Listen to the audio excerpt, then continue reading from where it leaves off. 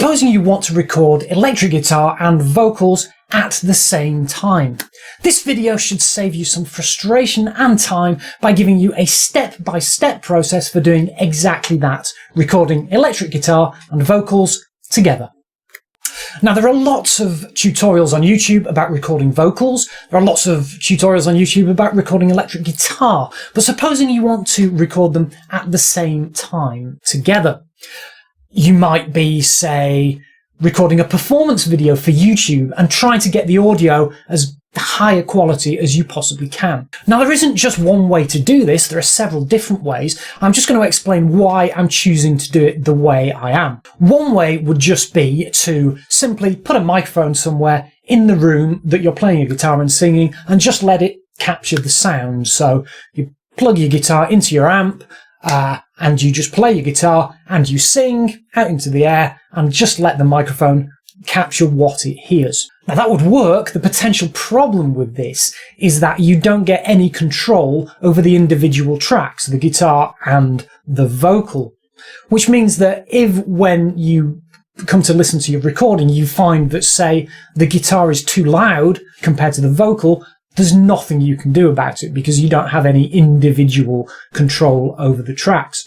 Another way you could do it is to actually put a microphone in front of the guitar amp. So you'd have two mics, one recording the guitar amp and one recording your vocals, going into separate channels on an interface. Now, this does give you individual control over the two tracks, the vocal and the guitar. The potential problem with this is bleed. So that is sound from the guitar amp going into the vocal mic. So your vocal track wouldn't have just the vocal on it, it would have the vocal plus a bit of guitar underneath it. Now, this might not be a problem for you, but if you want a completely clean vocal track where that track has just the vocals on it, then this method isn't going to work.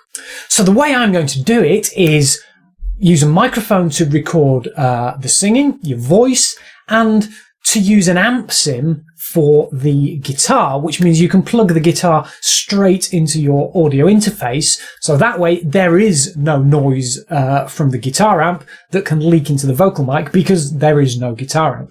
Okay, so you're going to need a microphone to record your voice, a microphone stand to put the microphone on. You're going to need an XLR cable to connect the microphone to your interface. You're going to need a jack cable to connect your guitar to your interface. And you're going to need a computer running a DAW, a digital audio workstation program. The one I'm using here is called Reaper. And you're going to need an amp sim running in that DAW. There are amp sims you could use for free. Amplitube have a free version, for example. Okay then, let's go through the steps. Step one, put your microphone onto your microphone stand, and then you get the XLR cable, one end plugged into your mic, the other end plugged into an XLR input on your interface. Step two, standard jack guitar cable, one end's in your guitar, the other end is going to go into another channel on your interface. Now, you need to check the levels of both the vocal and the guitar on your interface. There'll be a way of doing that. For example, on this interface, the little surround around the ports lights up red if it's clipping. So check the levels and make sure you're not getting any clipping. Step three, you now need to create two new tracks in your DAW, one for the vocal and one for the guitar. You can see here I've got two tracks. I've got voice and Bias FX2 here. Bias FX2 is the amp sim that I'm using. Step four, on the guitar track you need to add your amp sim if you haven't already done so. Very simple in Reaper. You just click the FX button.